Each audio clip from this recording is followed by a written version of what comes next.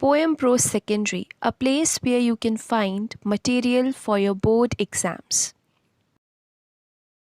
Hello there, welcome to Poem Pro Secondary, जहां आज हम class 12th English NCERT flamingo के पोइट्री सेक्शन के चैप्टर 6 आन जेनिफर्स टाइगर्स को समझेंगे। आई होप आपके बोर्ड एग्ज़ाम्स की तैयारी अच्छी चल रही है। अगर हाँ तो आप मेरे चैनल से ट्यून इन कर सकते हैं। आन जेनिफर्स टाइगर्स को समझने से पहले हमें उसके राइटर या पोएट एड्रियन रिच के बारे में जान लेना चाहिए। यहाँ पर मैंने कुछ नोट्स दे रखे हैं, अगर आप चाहें तो grab a pencil and paper या फिर आप केवल सुन भी सकते हैं। आन जेनिफर्स टाइगर्स की पोएट हैं एड्रियन रिच और इनकी जो बर्थ थी वो 1929 में हुई और 2012 में ये नहीं रही। ये बाल्टीमोर मैरीलैंड यूएसए में पैदा हुई थी, यानी अमेरिकन सिटीज़न थी। और उस समय के जो फेमिनिस्ट या विमेंस मूवमेंट हैं, औरतों के अधिकार के लिए जो मूवमेंट्स थे, उसमें इनका बहुत बड़ा पार्टिसिपेशन था और ये एक पोएट थी और थियरिस्ट भी थी। ये पोएम यानी आन जेनिफर्स टाइगर्स है किस बारे में? आपके अगर फ्लेमिंगो बुक के अबाउट द बुक सेक्शन में देखें तो आन जेनिफर्स टाइगर्स को ऐसे डिस्क्राइब किया गया है कि एक ऐसा वर्क है, ऐसी पोएम है जो कि औरतों की जो दबाई गई आवाज़ें हैं, किसके द्वारा? मैरिज का जो इंस्टीट्यूशन है, शादी का जो इंस्टीट्यूशन है, उसके नीचे जो औरतों की आवाज़ें दब जाती हैं, उसको वॉइस देती है ये पोएम। इस पोएम में आन जेनिफर नाम की एक औरत पैनल्स पर टाइगर्स को काट रही है, सुई से जो एम्ब्रॉयडरी की जाती है वो कर रही है। एम्ब्रॉयडरी अपने आप में एक ऐसी आर्ट है, ऐसी कला है जिसे हम यूजुअली औरतों के साथ ही एसोसिएट करते हैं। हम अगर दिमाग में पिक्चर करें कि एम्ब्रॉयडरी हो रही है तो ऐसे बहुत चांसेस हैं कि हम यही दिमाग में सोचेंगे कि एम्ब्रॉयडरी औरतों की ही आर्ट है, क्योंकि जो दूसरी आर्ट्स होती हैं जैसे फिल्म मेकर या फिर राइटर भी, हम एक्सपेक्ट करते हैं कि मेल्स ज़्यादा होंगे उन राइटिंग्स के पीछे या फिर उन पेंटिंग्स के पीछे जो बड़ी बड़ी आर्ट होती हैं जिनको बहुत टेंशन मिलती है। लेकिन जो घरेलू आर्ट्स होती हैं वो औरतों के साथ एसोसिएटेड है, क्योंकि औरतों का रोल ऐसा है सोसाइटी में, जेंडर रोल्स ऐसे हैं। तो उस चीज़ को भी पॉइंट आउट करते हुए ये पोएम अपना जो मुद्दा है वो उठाती है। ये पोएम 1951 में पब्लिश हुई थी एड्रियन रिच के poetry collection a change of world में। 1951 काफ़ी पुराना टाइम है और उस टाइम डाइवोर्स नहीं होता था, तो ये पोएम कहीं ना कहीं उससे इंस्पिरेशन लेती है जहाँ पर औरत चाहते हुए भी मैरिज के इंस्टीट्यूशन में ही दबकर रह जाती है और अलग नहीं हो पाती। तो आइए इस छोटी सी पर बहुत डीप पोएम को हम समझते हैं, ताकि हम एग्ज़ाम के लिए प्रिपेयर होने के साथ साथ ही अपनी सोसाइटी के नेचर को भी समझ पाएँ। Aunt Jennifer's tigers prance across a screen, bright topaz denizens of a world of green। तो पोएट पोएम की शुरुआत में ही आंट जेनिफर के जो टाइगर्स हैं उनको डिस्क्राइब करती हैं। अब ये जो टाइगर्स हैं ये असली टाइगर्स नहीं हैं और ना ही जेनिफर नाम की एक औरत ने इनको पाल रखा है। अब इन दो लाइन्स में ही कितना कुछ है समझने के लिए। आंट जेनिफर, आंट हम किन लोगों को कहते हैं? ऐसी लेडीज़ को हमारी लाइफ में जो कि हमारी मम्मी की ही उम्र की हों, यानी एक मिडिल एज्ड लेडी हैं, उनका ज़िक्र है आंट जेनिफर। और इससे ये दिखाया जा रहा है कि जो औरत है वो एक particular time of her life जी चुकी है और अब उसका एक्सपीरियंस क्या है। तो आंट जेनिफर एक नाम है जो कि सभी औरतों के जो एक्सपीरियंसेस होते हैं उनको दर्शाता है। और क्योंकि इस टाइम तक यूजुअली औरत की शादी हो जाती है, तो एक औरत जो कि एक पर्टिकुलर एज रीच कर चुकी है अपनी लाइफ में और मैरिड है, उसके एक्सपीरियंस की बात यहाँ पर होती है। अब यहाँ पर ये भी गौर करिए कि आंट वर्ड का भी यूज़ हुआ है जेनिफर नाम की किसी औरत को बताने के लिए। इससे पोएट ये दिखाना चाहती हैं कि औरतों को पहचान जो मिलती है वो केवल उनसे जुड़े रिश्तों से मिलती है, ना कि उनकी खुद की जो वैल्यू है उस पर। आंटी, चाची, मामी, हम केवल औरतों को इन आइडेंटिटी से पहचानना पसंद करते हैं जो कि उनके हस्बैंड के थ्रू उन्हें मिलती हैं, बजाय उनके खुद के। अब आप कह सकते हैं कि हम मेल्स को भी अंकल बुलाते हैं, वो बात सही है, लेकिन अगर कोई पोएट अंकल पे पोएम लिखता है तो उसका थीम कुछ भी हो सकता है, लेकिन जो थीम है इस पोएम का, जो कि एक फेमिनिस्ट थीम है, विमेंस राइट्स के बारे में थीम है, तो हमें आंट जेनिफर का जो यूज़ है उसकी सिग्निफिकेंस को समझना होगा। तो जो आंट जेनिफर के टाइगर्स हैं वो असल में उनके टाइगर्स नहीं हैं, वो एक एम्ब्रॉयडरी कर रही हैं, जैसे आपने भी अपने घर में देखा होगा लोगों को करते हुए। जब किसी कपड़े पर एक गोल फ्रेम होता है उसको लगा लिया जाता है, फंसा लिया जाता है और उसके अंदर एम्ब्रॉयडरी की जाती है। तो आपकी जो बुक है उसके ऊपर भी जो डिज़ाइन बनी हुई है तो उसको भी देखकर आप अंदाज़ा लगा सकते हैं कि किस तरह की यहाँ पे टाइगर्स की बात हो रही है। और वो क्या काट रही हैं वहाँ पर? टाइगर्स को, टाइगर्स का जो एक चित्र है, इमेज है, उसे काट रही हैं उसके ऊपर। और पोइट बोलती हैं कि जो उनके टाइगर्स हैं ये वाले, वो प्रांस अक्रॉस अ स्क्रीन, वो एक स्क्रीन पे, यानी स्क्रीन क्या होता है? एक पर्टिकुलर स्पेस जिस पर हमको कुछ देखने को मिले, या फिर एक सिंपली पर्टिकुलर स्पेस। तो जो एम्ब्रॉयडरी करने वाला जो कपड़ा है वो हो गई स्क्रीन। तो उसको बोलती हैं पोएट कि उस स्क्रीन के इधर उधर, अक्रॉस मतलब इधर से उधर पूरा पूरा कवर करते हुए प्रांस कर रहे हैं, उछल कूद कर रहे हैं वो टाइगर्स। यानी उनका जो चित्रण है, उनका जो डिपिक्शन है उस एम्ब्रॉयडरी में, वो ऐसे उछलता कूदता सा है। और पोइट सेकेंड लाइन में बोलती हैं, bright topaz denizens of a world of green. तो उन टाइगर्स को डिस्क्राइब किया गया है कैसे? ब्राइट टोपाज डेनिजन्स, यानी कि बहुत चमकदार, जैसे टोपाज होता है, टोपाज एक पत्थर होता है, उसे हिंदी में पुखराज बोल देते हैं। और ऑब्वियस सी बात है वो डायमंड है तो बहुत चमकदार होगा, और येलो होता है वो कई बार। और डेनिजन वर्ड का मतलब है एक पर्टिकुलर एरिया में पाया जाने वाला एनिमल या प्लांट। तो टाइगर्स जो हैं, पोइट उन्हें कहती हैं ब्राइट टोपाज डेनिजन्स, यानी टोपाज की तरह चमकदार रहने वाले, कहाँ के? Of a world of green, green world में, यानी फॉरेस्ट में रहने वाले वो जीव हैं टाइगर्स। और पोइट बोलते हैं, they do not fear the men beneath the tree, they pace in sleek chivalric certainty। तो पोइट बोलती हैं कि उनको डर नहीं है, किसका? जो पेड़ के नीचे खड़े हुए आदमी हैं। और ये लाइन काफ़ी क्लेवर है अगर आप इसको देखें।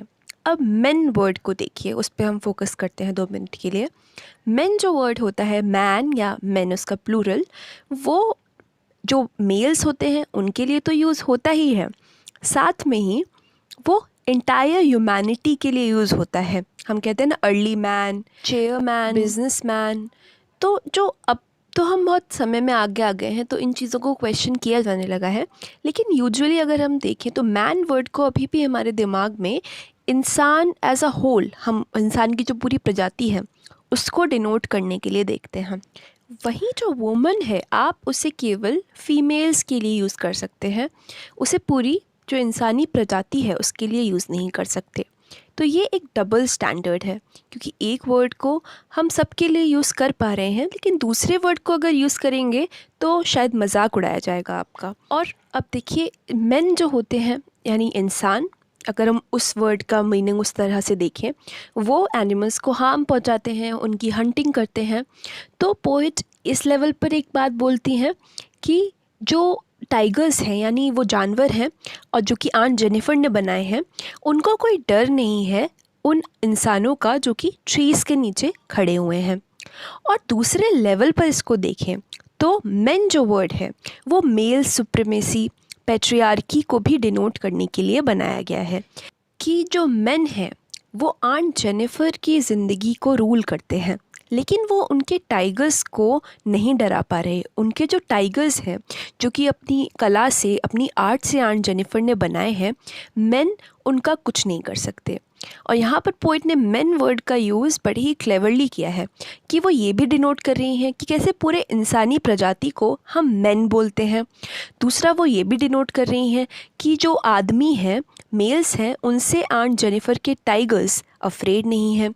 और तीसरा, ये भी डिनोट कर रही हैं क्योंकि वो कला है और कला हमेशा फ्रीडम लाती है, इसलिए वो ये नहीं देखती कि वो आदमी के बनाए हुए टाइगर्स हैं कि औरत के बनाए हुए टाइगर्स हैं। वो अगर ब्रेवली प्रांस कर रहे हैं तो वो कर रहे हैं, उन्हें किसी का डर नहीं है। They pace in sleek chivalric certainty. और वो जो चलने का तरीका है, पेस मतलब चलना, उन टाइगर्स के जो चलने का तरीका है वो बड़ा ही स्लीक है, बड़ा ही स्मूथ है, शिवल्रिक है, बड़ा ही ब्रेव है और सर्टेनिटी है उसमें, यानी कि कोई डाउट नहीं है। अब यहाँ पर शिवल्रिक और सर्टेनिटी वर्ड्स को देखिए। शिवलरी जो वर्ड होता है वो यूजुअली मेल जो ब्रेवरी होती है और औरतों के प्रति जो मेल से एक बिहेवियर एक्सपेक्ट किया जाता है शिवलरी का, उसको डिनोट करने के लिए यूज़ किया जाता है बहुत पुराने ज़माने से ही। लेकिन जो आंट जेनिफर भले एक औरत है लेकिन उनकी आर्ट इतनी सुंदर है, उसमें उनके जो टाइगर्स हैं वो इतने बेखौफ लग रहे हैं कि उनके लिए भी उसी वर्ड का यूज़ किया गया है। सर्टेनिटी, उनमें कोई डाउट नहीं है, जैसे औरतों में उनकी एबिलिटीज़ को लेकर, उनकी प्रतिभाओं, उनके टैलेंट को लेकर बचपन से एक डाउट डाल दिया जाता है, वो नहीं है। आंट जेनिफर के टाइगर्स बहुत सर्टेन हैं, उन्हें पता है कि वो क्या हैं। Next stanza, Aunt Jennifer's fingers fluttering through her wool find even the ivory needle hard to pull।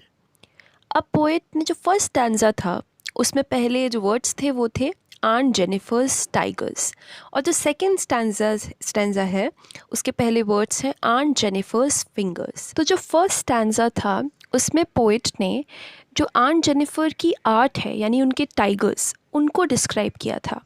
लेकिन सेकेंड स्टैंजा में पोएट आर्टिस्ट यानी खुद आंट जेनिफर को डिस्क्राइब करती हैं और बोलती हैं कि आंट जेनिफर की जो फिंगर्स हैं वो फ्लटर कर रही हैं उनकी वुल में से। फ्लटर का मतलब होता है, समझ लीजिए, लहराना या फड़फड़ाना।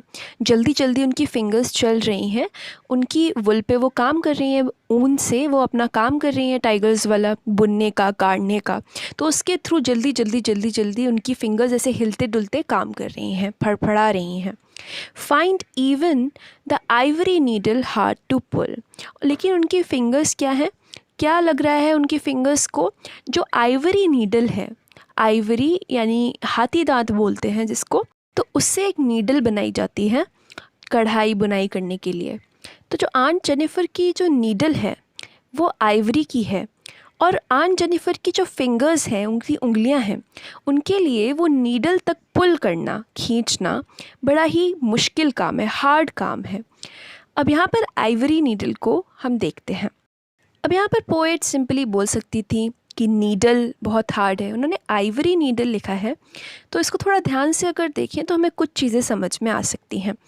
आइवरी यानी हाथी दांत से बना हुआ, और हम सबको पता है कि हाथी दांत यानी हाथी को बड़ी क्रूरता से मारा जाता है और फिर उसके दांत निकाल कर ये सब चीज़ें बनाई जाती हैं। तो आइवरी नीडल जो कि वो अस्त्र है, वो टूल है जिससे वो अपना काम कर रही हैं। आइवरी को अगर हम देखें तो हमें याद आता है कि कितना क्रूरता होती है हाथियों के साथ, और किस तरह उनके रिसोर्सेज को, जो चीज़ उनकी है, चुरा लिया जाता है। तो आंट जेनिफर के हाथ में आइवरी होना और उस आइवरी नीडल से टाइगर्स काटना, ये अपने आप में बड़ी ही कॉन्ट्रास्ट वाली और सिंबॉलिक बात है, क्योंकि आइवरी दिखाता है एक्सप्लॉयटेशन, भेदभाव, आपके हक को आपसे छीन लिया जाना, जबकि टाइगर्स दिखाते हैं बोल्डनेस, ब्रेवरी, किसी से ना डरना।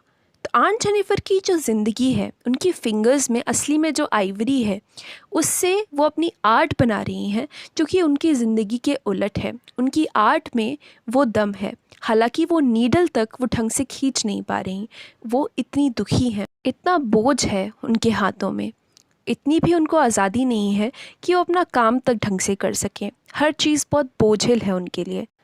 The massive weight of Uncle's wedding band sits heavily upon Aunt Jennifer's hand।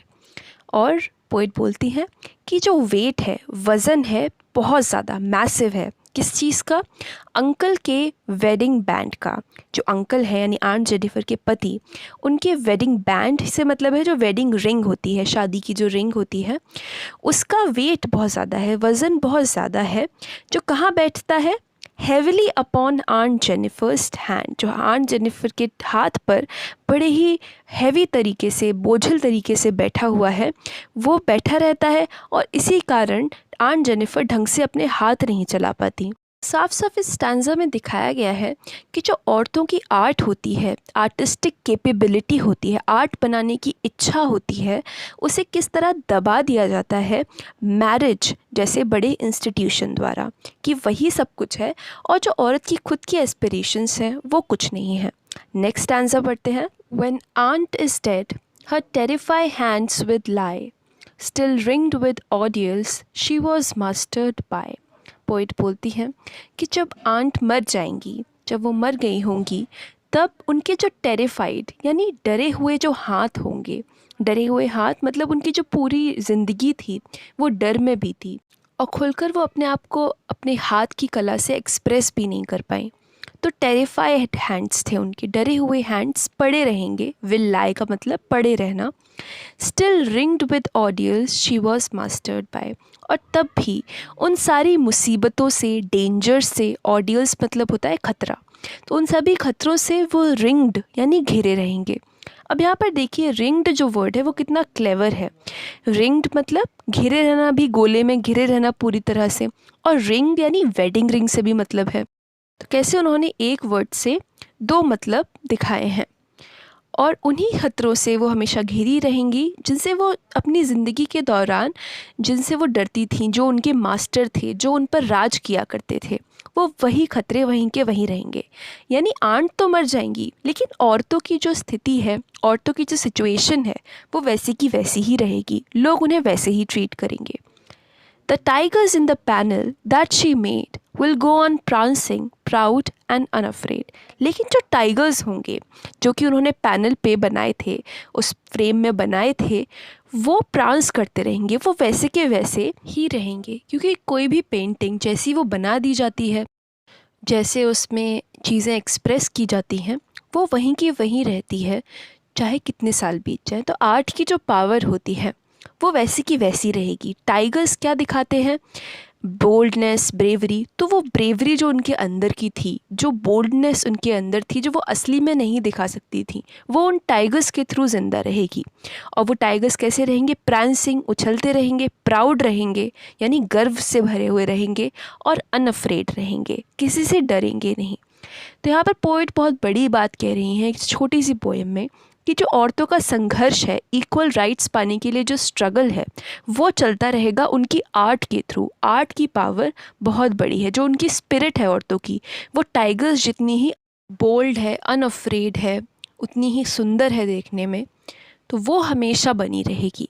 तो पोइट एक तरह से मिक्स्ड बात बोलती हैं। वो ये तो बोलती हैं कि औरत शादी की वजह से दब कर रह जाती है, लेकिन ये भी बोलती हैं कि आर्ट में बहुत दम होती है और फ़र्क नहीं पड़ता कि वो किस जेंडर ने बनाई है, वो हमेशा ज़िंदा रहती है और जो बोलने वाला है उसकी बात को हमेशा कन्वे करती रहती है।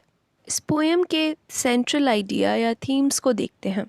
पहला है फेमिनिस्ट या फिर फेमिनिज़्म का जो आइडिया है विमेंस राइट्स के बारे में, वो दिखाया गया है कि किस तरह सोसाइटी हमारे से स्ट्रक्चर्ड है कि मैरिज एक फुलफिलिंग या फिर हैप्पी इंस्टीट्यूशन से ज़्यादा एक जेंडर को दबाने की चीज़ बन चुका है। वुमेंस आर्ट यानी औरतों की आर्ट की क्या वैल्यू है, वो किस हद तक एक्सपोजर पाती हैं, किस हद तक लोग उन्हें अप्रिशिएट करते हैं। आर्ट और आर्टिस्ट के बीच का जो रिलेशन है, आर्टिस्ट मर जाता है लेकिन आर्ट रह जाती है। आर्टिस्ट की ज़िंदगी में ज़रूरी नहीं है कि वो सब चीज़ें हों जो वो अपनी आर्ट के थ्रू दिखाना चाहता है। आर्ट के थ्रू वो अपनी इमेजिनेशन से लेकर जो उसकी इच्छाएं हैं, होप्स हैं, वो भी दिखा सकता है, ये ऑब्वियसली दिखा सकती है। आर्ट सिग्निफिकेंस इन असर्टिंग फ्रीडम, आर्ट कितना ज़रूरी है फ्रीडम अपनी पाने के लिए, फ्रीडम को जताने के लिए कि हम लोग फ्री हैं। इस पोएम के स्टाइलिस्टिक फीचर्स यानी फिगर्स ऑफ स्पीच एक्सेट्रा को हम देख लेते हैं। टाइगर्स जो हैं वो हैं मेटाफर या सिंबल है आर्टिस्टिक पावर के लिए, जो आर्ट की पावर होती है उसको दर्शाते हैं टाइगर्स। आइवरी नीडल जो है वो विमेन का जो ऑपरेशन है उसको दिखाती है। एक तो ये कि आइवरी से बनी हुई है जो हमने डिस्कस किया था, और ये कि केवल एक तरह की ही आर्ट्स पे विमेन को बढ़ावा दिया जाता है। और आपने ध्यान होगा आपको कि फ्लटरिंग वर्ड का भी यूज़ है। तो फ्लटरिंग का मतलब होता है जब पंख फड़फड़ाती है कोई चिड़िया या कोई तितली, तो कहीं ना कहीं वो फ्लटरिंग के थ्रू जो ये सेंस ऑफ बॉन्डेज है, बंधे होने में, जब चिड़िया पंख फड़फड़ाती है तो वो वर्ड को पर्टिकुलरली वही दर्शाने के लिए यूज़ किया गया है। तो ध्यान से पढ़ें तो ये कितनी सुंदर पोएम है। जो वेडिंग बैंड है वो जो बर्डन्स होते हैं मैरिज के एक पेट्रियार्कल पुरुष प्रधान सोसाइटी में, वो दिखाता है। और बैंड को आप देखिए गोल होता है, और वो एक तो रिंग से मतलब है बैंड का, और एक गले वाला जो पट्टा होता है उससे भी मतलब है। तो कहीं ना कहीं वो वेडिंग बैंड उंगली में पहनते हुए भी गले का पट्टा, गले का बैंड बना हुआ है। इस पोएम की राइम स्कीम है AABB CCDD EEFF, और बहुत ही सिंपल लैंग्वेज का यूज़ है। हम आसानी से समझ सकते हैं इसको, एटलीस्ट सरफेस लेवल पे। तो ये थी आंट जेनिफर्स टाइगर्स, आपकी फ्लेमिंगो बुक का एक बेहतरीन चैप्टर जो आपके बोर्ड एग्ज़ाम्स में आपको बहुत सारे मार्क्स फेच करने में मदद करेगा। अगर आपको इस वीडियो से हेल्प मिली हो तो वीडियो को लाइक ज़रूर करें। रिमेंबर, पोएम प्रो सेकेंडरी पर रेगुलर अपडेट्स आती हैं बोर्ड एग्ज़ाम से रिलेटेड, ताकि आप अपने प्रिपरेशन के लिए और भी तैयार हो जाएं। अगर आपका एग्ज़ाम है तो all the very best, and most importantly take care of your family, friends and yourself.